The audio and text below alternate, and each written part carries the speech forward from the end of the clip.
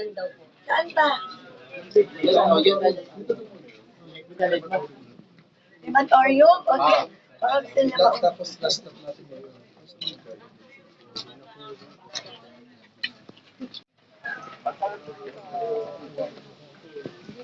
Mga alagang pusa pa. Oh. Dirty boy. Bili kayo?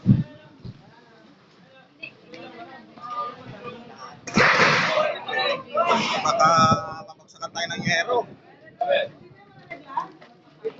Muna tayo, medyo ano dito.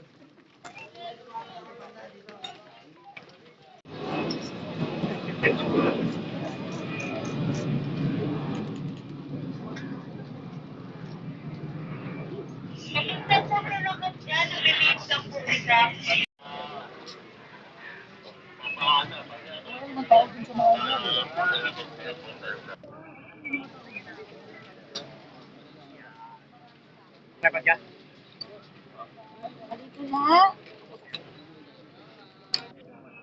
Hello!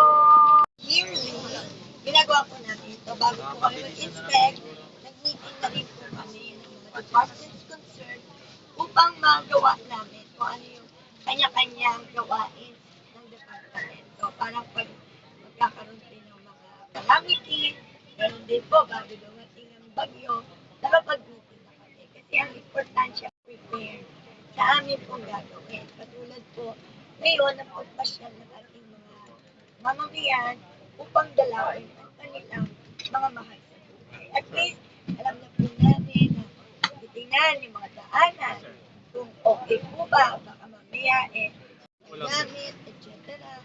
At saka po, yung kalinisan na amin po talagang pinatutupad parate.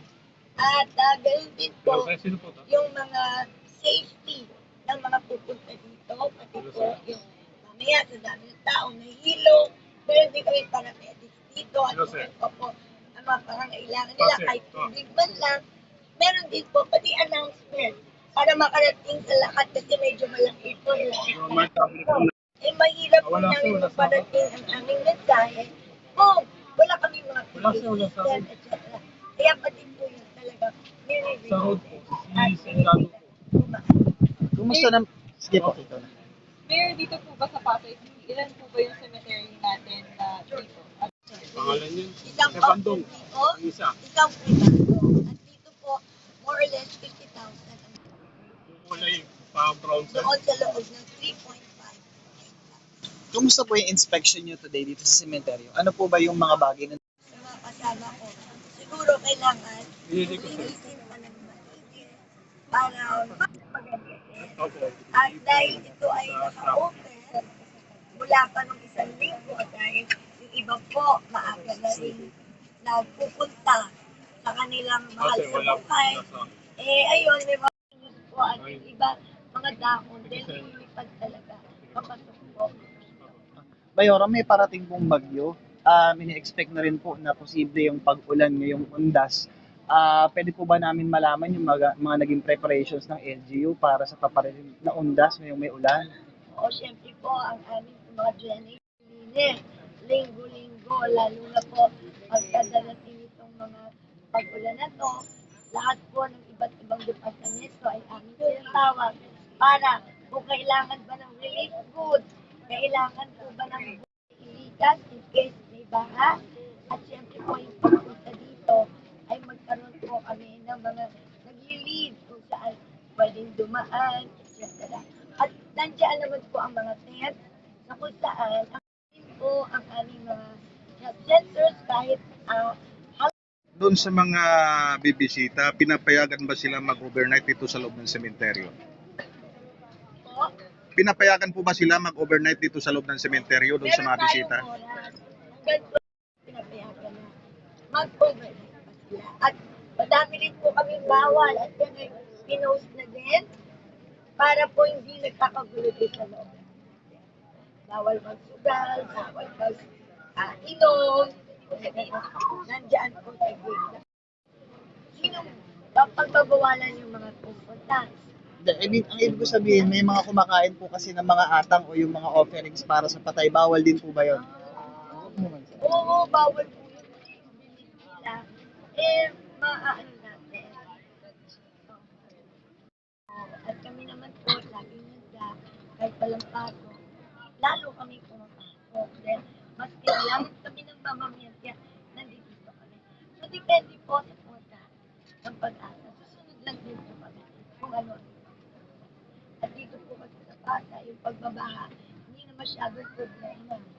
Dahil mabilis talaga dahil. Pero kung wala naman po, ay talaga, welcome na welcome. Ang lahat-lahat.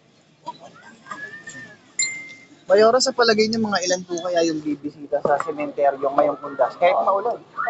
Usually po, pumupunta po dito mga 13,000 or 15,000. So, mababawas. Pero ang average na po, sana po, makikinig maigi at mag-iingat po kayo. At kung ano po yung pwede niyong dalain, lalo na ngayon, nagbabadya ang isang bagyo na dadating. At kung hindi pa naman dadating siya, talaga, magdala po tayo ng mga kagamitan. Katulad ng payo, o ng raincoat. At dito naman po, nandito pa din ang aming pag-iimpon. Kung ano po kailangan nyo, meron din naman kami ino-offer ng mga paramedics. At meron pa dyan mga partners namin, nagbibigay ng kandila. At kami naman po ay nagbibigay ng mga tubig, etc. Kaya po, sana po pagpunta nyo ito, huwag yung sabay-sabay. Dahil talagang meron din tayong schedule na pwede pumunta dito per zone upang hindi magdagsaan ng sabay-sabay ang ating mga kababayan at maging maalwan po ang pagbisita natin dito sa Pasay.